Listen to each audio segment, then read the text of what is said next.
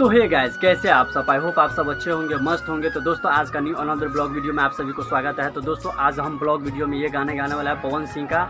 तो गाइस गाना का नाम है गोली चले चाहे छारा यारा कभी हारा नहीं है। तो गाइस ये गाना आज हम गाने वाले हैं पवन सिंह का, बहुत ही ज़्यादा ये ट्रेनिंग वाले सॉन्ग है। तो गाइस इस वीडियो का आप लोग और इस गाने को आप लोग जरूर सुनिएगा। तो चलिए वीडियो को स्टार्ट करते हैं। असली मरद बार जान गईनी, जिया जिया राजा लोह मान गईनी ए हो। असली मरद बार जान गईनी, जिया जिया राजा लोह मान गईनी। और इसके सिवा कोई चारा नहीं है, चारा नहीं है, चारा नहीं है।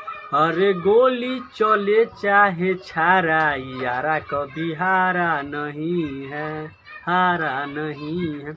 गोली चले चाहे छारा यारा कभी हारा नहीं है, हारा नहीं है। माफ कर गलती अनेर हो गईल, रउआ के चिन्हे में देर हो गईल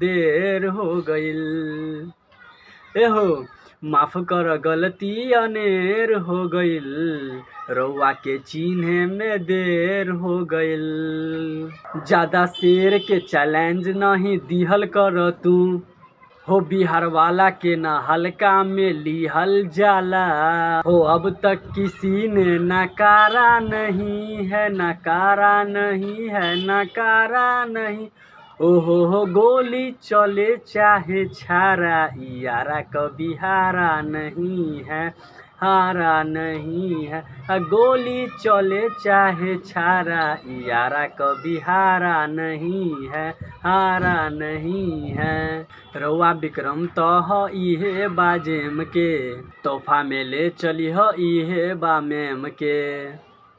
तो भोजपुरी या मरद के ना छेड़ल जाला तू, कभो चाही के ना बांध के ना घेरल चाला।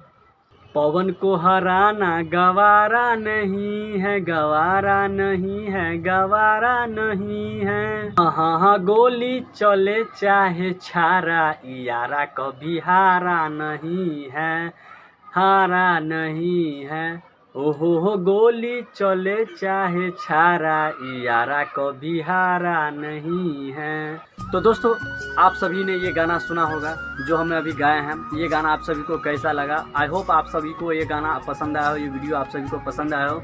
तो वीडियो को लाइक करके चैनल को सब्सक्राइब जरूर कर देना। तो चलिए फिर मिलते हैं नेक्स्ट ब्लॉग वीडियो में, नेक्स्ट कोई अच्छा सा गाना लेके फिर आएंगे। तो चलिए फिर मिलते हैं बाद में, तब तक के लिए इतना ही। जय हिंद।